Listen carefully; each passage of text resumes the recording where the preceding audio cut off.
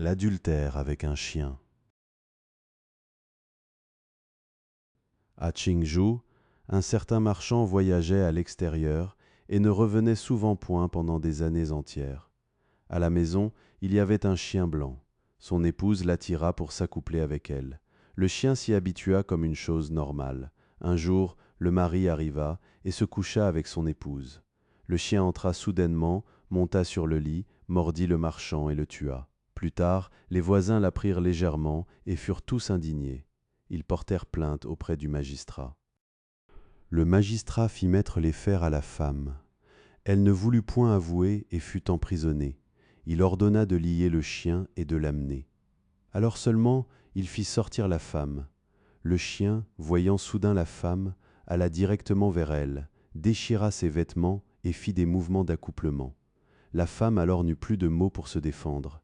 Il ordonna à 2 gardes de les conduire au tribunal provincial, l'un menant la femme, l'autre le chien. Certains qui voulaient voir leur accouplement rassemblèrent de l'argent pour soudoyer les gardes. Les gardes les attachèrent ensemble et les laissèrent s'accoupler. Là où ils s'arrêtaient, il y avait souvent des centaines de spectateurs. Les gardes en profitaient pour gagner de l'argent. Finalement, la femme et le chien furent tous deux exécutés par démembrement. Hélas, le ciel et la terre sont si grands, il n'y a vraiment rien qui n'existe point. Mais ceux qui, ayant une figure humaine, s'accouplent avec des animaux, est-ce seulement cette femme? L'historien étrange prononça ce jugement. Se rencontrer sur les rives de la rivière, était autrefois moqué. Se donner rendez-vous dans les champs de mûriers, les hommes ne le supportent point. Mais cette femme, ne pouvant supporter la souffrance de la chasteté, pensa follement au plaisir d'une union illicite. Un yaksha caché s'avéra être une bête femelle dans sa maison. Un bel amant entrant dans le trou devint l'amant sous les couvertures. Devant la terrasse des nuages et de la pluie, il agita désordonnément la queue continue. Dans le pays de la douceur, il caressa fréquemment la taille comme celle d'un éléphant. Un cône pointu dans un sac de peau, d'un seul mouvement de cuisse il émergea, l'amour noué à la tête de la flèche, à peine entré dans la plume, il prit racine. Pensant soudain à l'union avec une espèce différente, vraiment une pensée inconcevable.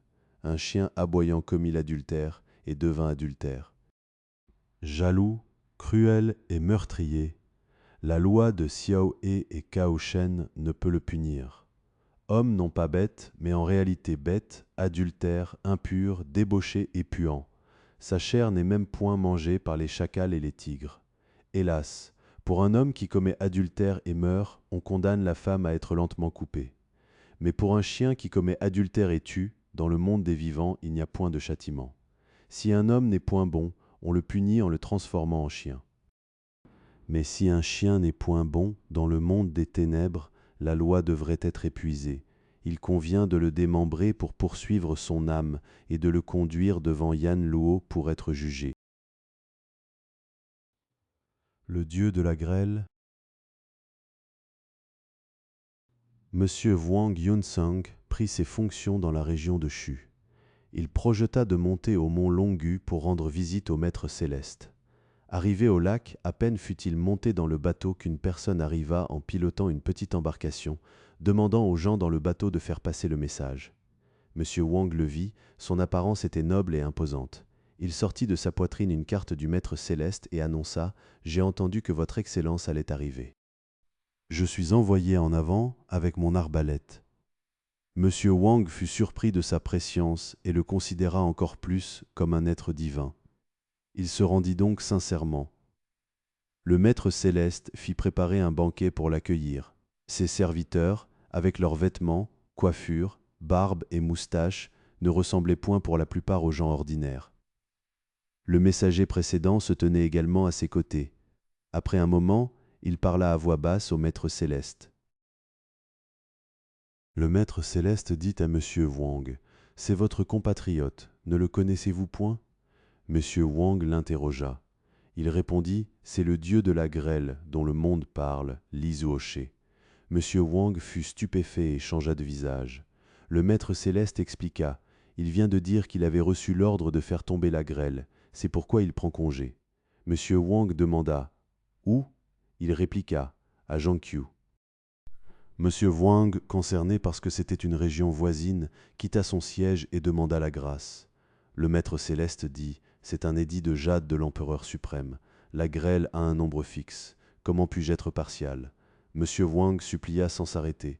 Le maître céleste réfléchit pendant longtemps, puis le regarda et recommanda « Qu'elle tombe surtout dans les vallées et les montagnes, et qu'elle n'endommage point les cultures. » Il recommanda aussi « Un hôte de marque est présent.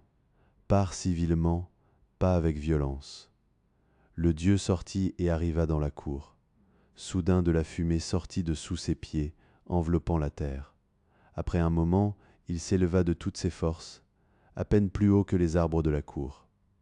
Il s'éleva encore, plus haut que les pavillons. Avec un bruit de tonnerre, il s'envola vers le nord. Les bâtiments tremblèrent, et les ustensiles du banquet furent secoués. Monsieur Wang, effrayé, dit « Il part en faisant le tonnerre. » Le maître céleste dit « Je viens de le lui recommander, c'est pourquoi il est lent. » Sinon, en un seul bruit au niveau du sol, il serait déjà parti. Monsieur Wang prit congé et retourna. Il nota la date et envoya quelqu'un demander à Zhang Xiu.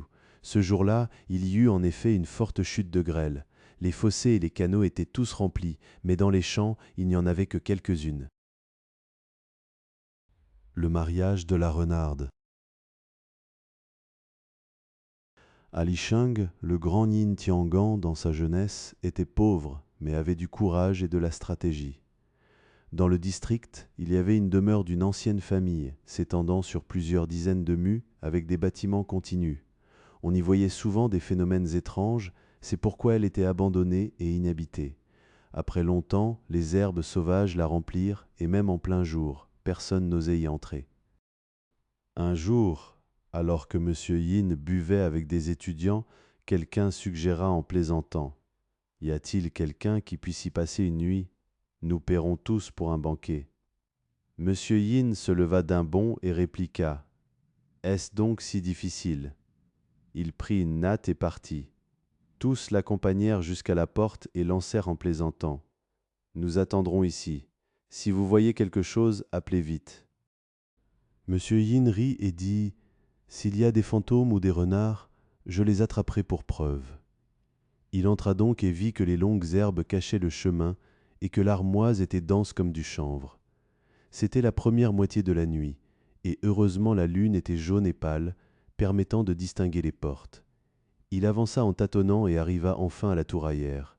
Il monta sur la terrasse de la lune, qui était propre et lisse, et s'y arrêta. Regardant à l'ouest, la lune était brillante, seule une ligne au-dessus des montagnes. Il s'assit longtemps, sans rien voir d'anormal, et rit intérieurement des rumeurs fausses. Il s'assit par terre, utilisant une pierre comme oreiller, et se coucha pour regarder les étoiles. La première veille de la nuit se termina, et il était sur le point de s'endormir quand il entendit un bruit de pas en bas de la tour, qui montait.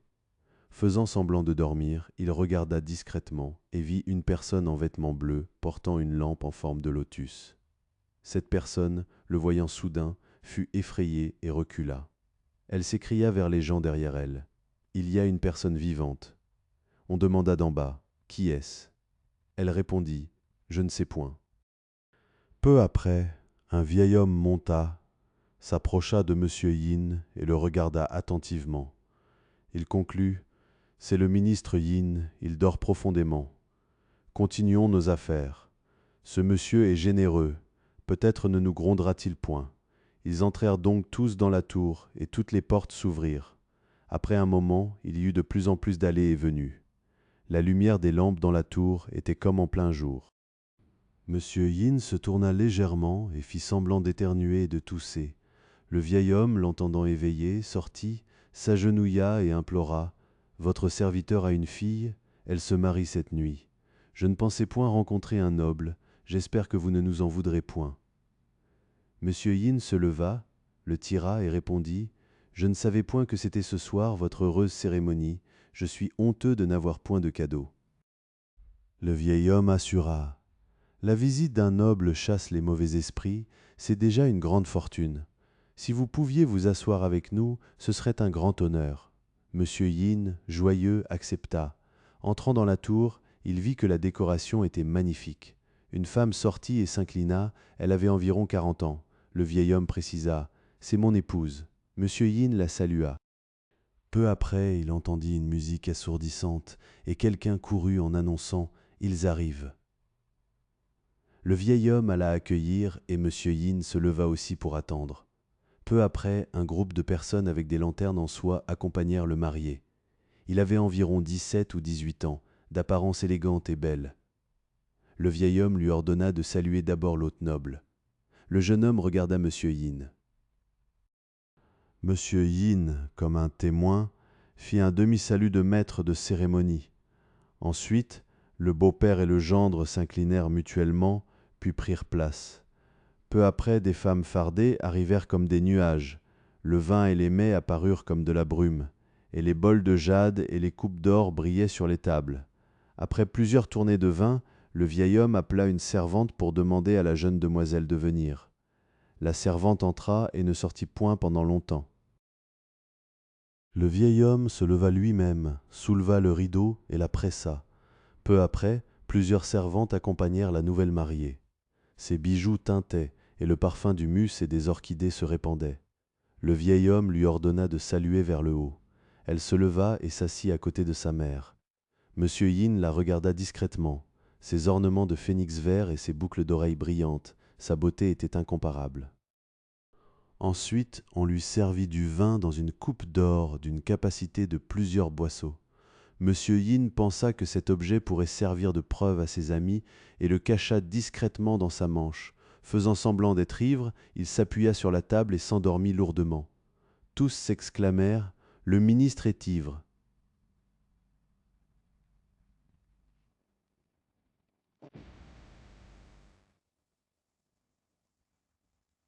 Peu après, le marié annonça son départ. La musique éclata soudainement et tous descendirent en désordre.